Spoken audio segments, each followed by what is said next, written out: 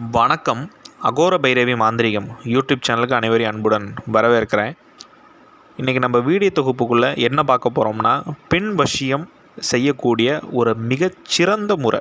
நான் எதுக்கு இவ்வளோ ஸ்ட்ராங்காக சொல்கிறேன்னா, இந்த முறையை ஆரம்ப காலத்தில் நம்ம நிறையா பேருக்கு நம்ம கொடுத்துருக்கோம். கை மேலே பலன் கொடுத்துருக்கு. அது மட்டும் இல்லை, இந்த முறையை என்னோடய குரு கொடுத்த முறை. இது மலைவாழ் மக்கள் கையில் எடுக்கிற முறையும் கூட. இந்த வசிய பிரயோகத்தை எப்படி எளிமையாக பண்ணுறதுன்னு நான் சொல்கிறேன்.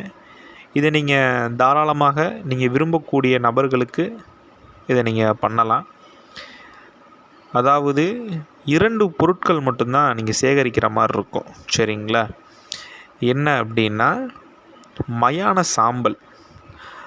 மயான சாம்பல் ஒரு 15லேருந்து ஒரு 25 வயசுக்குள்ளே இறக்குறாங்க இல்லையா, அவங்களோட மயான சாம்பலை நீங்கள் பார்த்து அது என்னென்னு சேகரித்து வைங்க. இதே நீங்கள் ஒரு ஆண் பண்ணுற மாதிரி இருந்துச்சுன்னா பெண்ணோட சாம்பல் எடுக்கணும். இந்த முறையை நீங்கள் ஒரு பெண் வசியக்கலையை பண்ணுற மாதிரி இருந்தால் ஒரு ஆணோட அந்த மயான சாம்பலை நீங்கள் எடுக்கணும். எடுத்ததுக்கப்புறம் நீங்கள் என்ன பண்ணணும்னா, ஊமத்தம் பூ, சரிங்களா, ஊமத்தம் பூவை நிழலில் ஒரு 11 நாள், வெயிலில் காய வைக்கக்கூடாது, நிழலில் காய வச்சு இதை நல்லா பொடியாக்கிக்கோங்க. சரிங்களா? பொடியாக்கினதுக்கப்புறம் என்ன பண்ணணும்னா, ஒரு தாம்பலத்தில் முக்கோணம் போடுங்க. சரிங்களா? இதே ஒரு ஆண் வசியம் பண்ணுறீங்கன்னா அந்த முக்கோணம் மேல் நோக்கி இருக்கணும். பெண் வசியம் பண்ணுற மாதிரி இருந்தால் அந்த முக்கோணம் கீழ் நோக்கி இருக்கணும். முக்கோணம் போட்டு 3 திசைக்கும் சூலம் போடுங்க. இப்படி சூலம் போடணும்.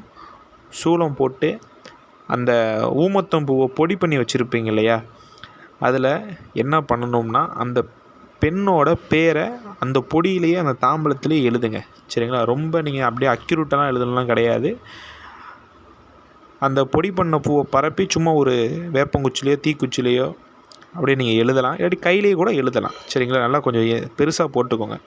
போட்டுவிட்டு நீங்கள் என்ன பண்ணணும்னா, உங்களோட உதிரம் 9 சொட்டை அந்த இதில் நீங்கள் விடணும். அந்த தாம்பலத்தில் மொத்தம் 9 சொட்டு. சரிங்களா?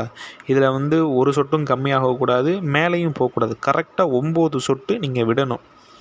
இதை சில பேர் நம்மள்ட்ட கேட்பாங்க, ரத்தத்தை இது பண்ணி பிடிச்சி ஊற்றலாமா அப்படின்லாம் கிடையாது. உங்களோட ஆள்காட்டி விரலில் எடுத்து கரெக்டாக ஒரு சொட்டாக விடணும். ஒரு சொட்டு விடும்போது நான் ஸ்க்ரீனில் கொடுக்குற மந்திரத்தை சொன்னபடியே 9 சொட்டு விடுங்க. விட்டதுக்கப்புறம் நீங்கள் என்ன பண்ணணும்னா, உங்கள் முன்னாடி ஐ வகையில் எண்ணெய் போடுங்க. அப்படின்னா நெய் தீபம் கூட போடலாம். நெய் தீபம் போட்டுட்டு நீங்கள் பட்டாடை அணிஞ்சிக்கோங்க.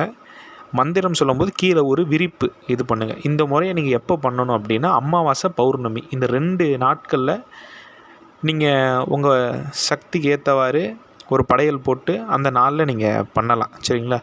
படையல் அவுள் பொரிகடலை, பூ, பழம், தேங்காய் இதை போட்டு இந்த மந்திரத்தை 5008 உரு நீங்கள் கொடுங்க. அப்படி கொடுத்ததுக்கப்புறம் நீங்கள் என்ன பண்ணணும்னா, அந்த மையான சாம்பலையும் அந்த ஊமத்தம் பூ பொடி பண்ணி வச்சுருக்கீங்க இல்லையா, அதை கலக்கி ஒரு வசிய மறந்தால் இது பண்ணுங்கள். நீங்கள் விரும்பக்கூடிய நபருக்கு கொடுக்குற மாதிரி இருந்துச்சுன்னா, ஒரு பெண் ஒரு ஆணுக்கு கொடுக்கணும் அப்படின்னா அவங்க தீட்டில் கலந்து கொடுங்க. ஒரு ஆண் ஒரு பெண்ணுக்கு கொடுக்குற மாதிரி இருந்தால் இந்திரத்தில் கலந்து நீங்கள் தாராளமாக கொடுக்கலாம்.